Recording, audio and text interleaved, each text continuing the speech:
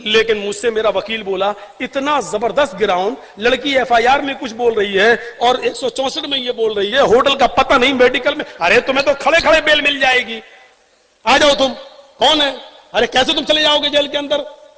और मैं उस वकील की बातों में आ गया। हालांकि मुझे ना कोई पकड़ रहा था ना कोई गिरफ्तार कर रहा था। मैंने सोचा इस केस को खत्म करें, मुकदमा लड़ें और बाइज्जत बरी हो।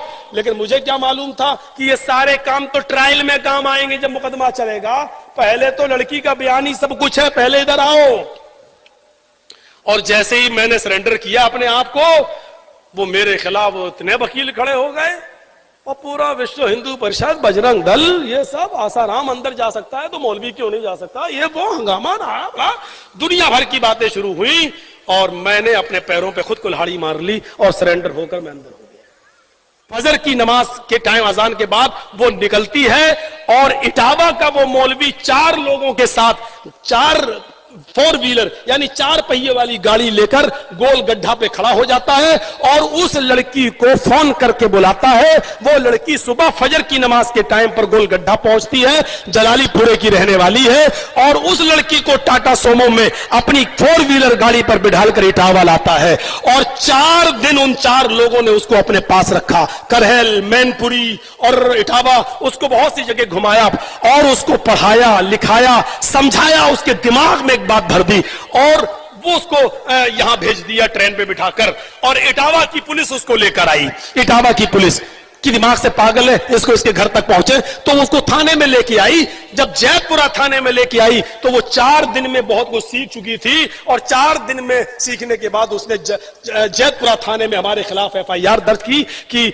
मौलाना जर्जीस मेरे घर आए 19/11/2015 को और उन्होंने मेरा जबरदस्ती मुंह पकड़ा दिन में 2 बजे और मेरे साथ गलत काम किया। लेकिन अल्लाह जजाए खैर दे उसके माँ बाप को। उस लड़की को एक तरफ बिठाल कर जब उसके माँ बाप को बुलाया तो उसके माँ बाप से पूछा कि तुम मौलाना जर्जीस को जानते हो? उन्होंने कहा कि हाँ, जलसा करने आते हैं, मैं जानता हूं, मशहूर आदमी है। कहा नहीं नहीं, तुम्हारे घर कभी आए? कहा नहीं, हमारे घर तो नहीं आए। कहा तुम्हारी लड़की बोल रही है कि मेरे घर पे आए और 2 बजे दिन में 19/11/2015 को मेरे साथ गलत काम किया। तो कहने लगे साहब वो तो दिमाग से पागल है, वो तो कई दिन घर से भाग जाती है और कई मर्तबा भागी है। अभी भी देखिए 4-6 दिन से गायब थी और मैंने इसलिए एफआईआर नहीं की कि वो तो उसकी आदत है चली जाने की। हम मौलाना जर्जीस को बिल्कुल बेकसूर मानते हैं, वो हमारे घर कभी नहीं आए। ये बाकायदा चार्जशीट पर पुलिस ने लिखा है। लेकिन लड़की के दिमाग में भर दिया या पैसा दे दिया उसको इतना। अब वो लड़की का जब 164 का बयान हुआ, कलम बंद बयान जिसको बोलते हैं, उसमें उस लड़की ने 15 दिन के बाद दूसरा बयान दिया। उसने कहा मजिस्ट्रेट के सामने कि मौलाना जर्जीस कभी मेरे घर नहीं आए, मुझे बनारस में जब जलसा करने आते थे तो मुझे होटलों में बुलाते थे और होटल में मेरे साथ गलत काम करते थे और मैं 2 साल से मेरे साथ जबरदस्ती कर रहे हैं। तो जज ने पूछा भी उससे, मैडम जबरदस्ती एक बार होती है, बार बार तो नहीं होती, 2 साल से जबरदस्ती हो रही तुम्हारे साथ? तो कहा नहीं, वो कह रहे हैं हम शादी कर लेंगे और अब शादी नहीं कर रहे हैं।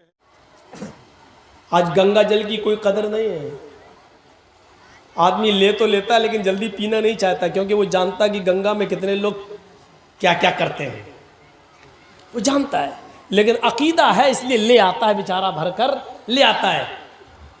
लेकिन आज उस गंगा की कोई कदर नहीं है। बस गंगा माँ है दर्जे में, लेकिन कदर क्या? उसी में लोग लैट्रिन कर रहे हैं, उसी में पेशाब कर रहे हैं, उसी में डुबकी लगा रहे हैं, उसी में नहा रहे हैं, सब कुछ कर रहे हैं और फिर वही पानी पी भी रहे हैं, तो कदर खत्म हो जाती है। हाजरा बार बार पानी को रोक रही हैं और अपनी अबरानी जबान में बोलती जा रही हैं, जम जम जम जम, यानी रुक रुक, अरे ठहर, कहां जा रहा है, रुक रुक, ठहर ठहर। उस पानी का नाम ही पड़ गया जमजम। उन्होंने बोला था जम जम, रुक रुक रुक, अरे ये तो रुक, कहती जा रही है। उस पानी का नाम अल्लाह के रसूल ने भी उसको बदला नहीं, वही रहने दिया जो हाजरा की जबान से निकला था। बताने का मकसद यह है कि हाथ पे हाथ धरे हुए वो भी नहीं बैठी रही, अल्लाह पे भरोसा, मेरे बेटे को पानी मिल जाएगा। दौड़ना उनको भी पड़ा। हाजरा दौड़ रही है। इब्राहिम अलैहिस्सलाम अपनी बीवी और बच्चे को अल्लाह पर भरोसा करके छोड़ गए और दावत तौहीद के लिए निकल गए। निकलना उनको भी पड़ा। हम लोग इतने बड़े मजबूत आदमी हैं कि एक जगह बैठ जाएं अल्लाह अल्लाह अल्लाह अल्लाह करते रहे, हमें तो आसमान से मिलेगा। इसीलिए मैंने कहा कि ये जहां मिले समझ लो यह सबसे बड़ा हराम खोर है, ये बोझ है पूरे समाज के ऊपर, सोसाइटी के ऊपर ये आदमी बोझ है। मेहनत करना सीखो, मेहनत। तो बात थोड़ी सी आगे, आसिना साधु तो मना, वो साधुओं की तरह रहेगा। साधु उसको नहीं कहते हैं, साधु उसको कहते हैं कि जिसके पास सब कुछ हो, बहुत कुछ हो, लेकिन उसने अपने ऊपर खर्च ना किया हो, सब गरीबों और मिस्किनों पर लुटा दिया हो, इसको क्या बोलते हैं? साधु। और अल्लाह के रसूल इस तारीफ पर फिर बैठते थे। सब कुछ था, अल्लाह के रसूल गरीब थे? नहीं। जो कहता है अल्लाह के नबी गरीब थे वो कभी कभी ज़्यादा ही गुलू कर जाता है। अच्छा, आप कितने जानवरों की कुर्बानी कर लेंगे? मुश्किल से 1 बकरा, 2 बकरा, बहुत हुआ 3, या बड़े जानवर में आप हिस्सा डाल लेते हैं। 3-4 जानवरों से बड़ा अमीर आदमी भी 2-3-4 जानवरों से ज़्यादा कुर्बानी नहीं कर पाता है। लेकिन अल्लाह के रसूल सल्लल्लाहु अलैहि वसल्लम ने 100 ऊँटों की कुर्बानी की। और अरब के अंदर एक ऊँट बड़ा महंगा माना जाता है जिसको सुर्ख ऊँट कहा जाता है, सुर्ख ऊँटों की कुर्बानी की 100। जब अल्लाह के नबी ज़िबा करने के लिए तैयार हो गए, नहर करने के लिए, तो 63 ऊँटों को अल्लाह के रसूल ने अपने हाथ से नहर किया। और उसके बाद में आपने खंजर नेज़ा दे दिया हज़रत अली को, बकिया ऊँट हैं तो मेरे, लेकिन आप नहर करिए। तो बकिया जो 37 ऊँट बचे थे वो हज़रत अली ने 100 सुर्ख ऊँटों की कुर्बानी की थी अल्लाह के रसूल ने। 100 ऊँटों की कुर्बानी करने वाला गरीब होगा, लेकिन 100 ऊँटों की कुर्बानी करने के बाद वो गोश्त आपका पता नहीं चला, सब गरीबों और मिस्कीनों में बट गया। दूसरे दिन भी अल्लाह के नबी सल्लल्लाहु अलैहि वसल्लम के पास उसमें से कुछ नहीं रह गया। इसको कहते हैं जिसके पास सब कुछ हो लेकिन उसने अपने ऊपर खर्च ना किया हो, लोगों पर लुटा दिया हो, गरीबों और मिस्किनों पर लुटा दिया हो। खदीजा अरब की बड़ी रईस औरत थी। अल्लाह के रसूल से जब निकाह हुआ तो खदीजा की सारी दौलत के मालिक अल्लाह के नबी बन गए। खदीजा ने अपनी सारी दौलत अल्लाह के नबी पर निछावर कर दी, लीजिए आप रसूल बन गए हैं, पैगंबर, मेरी दौलत आप दीन के काम में लगाइए। अरब की सबसे रईस औरत, और निकाह के बाद वो दौलत नबी के पास आ जाए। लेकिन ताज्जुब यह है, आज 18, 20, 22 साल का लड़का अभी दरी पे सो रहा है, चटाई पे सो रहा है, और 22 साल के बाद अगर उसकी शादी हो जाए तो फिर कहाँ सोता है? डबल बेड पर सोता है। क्यों? अब वो जो बिस्तर मिला है उसको ससुराल से, अब उस पे सो रहा, स्टाइल बदल गई। अभी तक साइकिल चला रहा था, शादी के बाद अब वो हीरो होंडा चला रहा है, स्प्लेंडर चला रहा है, यामा चला रहा है। अब तो और स्टैंडर्ड गाड़ियां आ रही हैं, वो चला रहा है। क्यों? ये भीख में मिली है। समझ गए ना? ज्यादा रगड़ने की जरूरत नहीं है। साइकिल अपने पास से खरीदी थी, उसकी हिफाजत थी बेचारी, पंचर भी नहीं होने देता था। और मोटरसाइकिल जब मिली है तो हर स्पीड बढ़ रही। क्यों? फ्री की गाड़ी है। मेरे लड़की के बाप ने इंटरनेशनल फकीर समझ के दे दिया। ले, नहीं दे रहे थे तो नाराज हो रहा था, तो भिखारी समझ के दे दिया। अल्लाह के नाम पे जो मांगे वो फकीर है ना। इसने तो अपने बेटे के नाम पे मांगा, मेरा बेटा 5 लाख की दुकान पे बैठता है, तू 50,000 की गाड़ी नहीं दे सकता।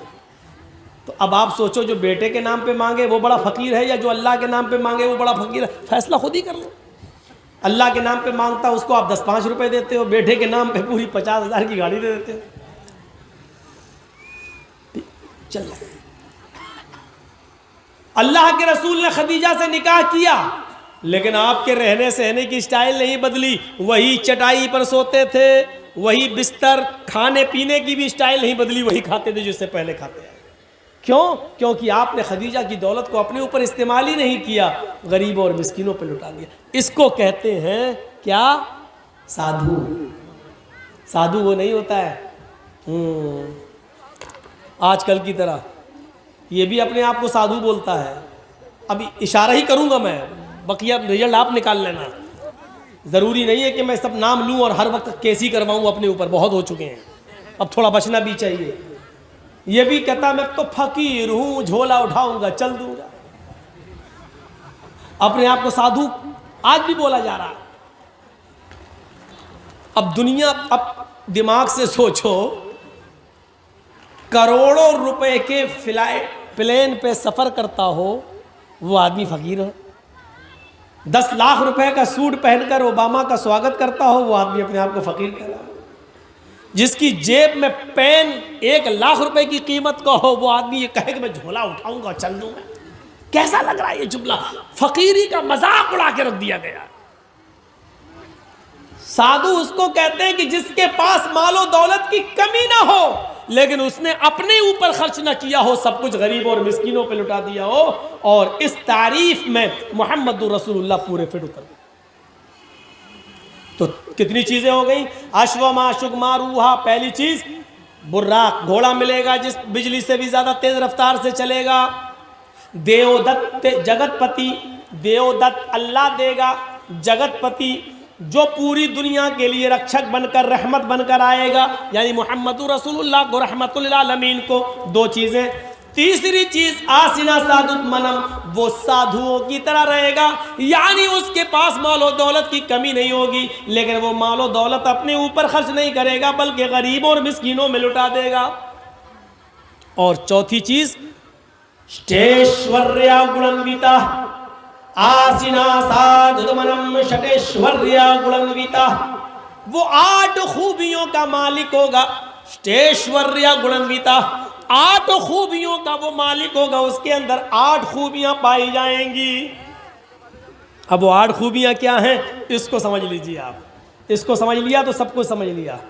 महाभारत देखिए, 8 खूबियां उसके अंदर पाई जाएंगी। 8 खूबियों में पहली खूबी अल्पभाषी, दूसरी खूबी बहुभाषी, तीसरी खूबी ज्ञानी। ये 8 चीजें याद रखना, 4-4 करके। और फिर से कह रहा हूं मैं, इसको अपने दिमाग में रखिएगा। मैं किसी को भी खड़ा करके पूछ सकता हूं ये 8 चीजें क्या हैं, मेरा कोई भरोसा नहीं, मैं किसी को भी खड़ा करके पूछ सकता हूं। गौर से सुनिएगा। अल्पभाषी, ये तो नाम ही ऐसे मौलाना, 8 क्या 2 ही याद नहीं रहेंगी। सुनिए, अल्पभाषी, दूसरी चीज बहुभाषिता, बहुभाषी, तीसरी चीज ज्ञानी, महाभारत में लिखा है। चौथी चीज श्रुतु ज्ञानी। 4 चीजें याद हो गई। अल्पभाषी 1, बहुभाषी 2, ज्ञानी 3, श्रुतु ज्ञानी 4। ये 4 एक तरफ रखिए। अब 5वीं चीज पे आइए, पराक्रमी। 6ठी चीज दानी। 7वीं चीज कृतज्ञ। और 8वीं चीज दयावान। यूपी के चीफ मिनिस्टर योगी को भी मालूम नहीं होंगी, राम भक्त हैं, लेकिन महाभारत की 8 चीजें उनको मालूम नहीं होंगी। और उनको क्या, इनको भी मालूम नहीं होंगी फकीर साहब को। राम के नाम पे बस जिंदगी काटेंगे, लेकिन किताबों से कोई वास्ता नहीं। और अगर किताबें पढ़ लें अपनी, सच कहता हूं, जो हिंदू धर्म को सच्चे दिल से अगर पढ़ ले तो वो ऐसा हो नहीं सकता जैसे ये आज है। मैं दावे के साथ कह सकता हूं। अब सुनिए एक एक का मतलब। पहली चीज क्या बताई थी मैंने? अल्पभाषी। 8 खूबियां उसके अंदर होंगी। पहली खूबी अल्पभाषी, कम बोलने वाला, बहुत कम बोलेंगे। कम बोलने वाला आज कोई दिखता ही नहीं है। और एक बेचारा था वो बिल्कुल ही कम, वो बोलता ही नहीं था, इनसे पहले वाला मनमोहन सिंह, वो बेचारे बोलते ही नहीं थे, हंसते रहते थे। और ये बेचारे चुप नहीं रहते हैं, ये बोलते ही रहते हैं। इनको खुद नहीं मालूम हम बोल क्या रहे हैं, झूठ है कि सच है। सऊदी अरब में गए थे हमारे हजरत, तो वहां के बादशाह से कहने लगे तोप देखकर कि ये कितना फेंकती है, मतलब इस तोप की रेंज कितनी है। तो वह सऊदिया के बादशाह ने कहा वल्लाही आपसे कम फेंकती है। हो गया जवाब, जो कहना था मैंने कह दिया। इन्होंने पूछा कि ये तोप की रेंज क्या है, कितना फेंकती है ये, तो उन्होंने कहा वल्लाह आपसे कम फेंकती है। समझ गए ना।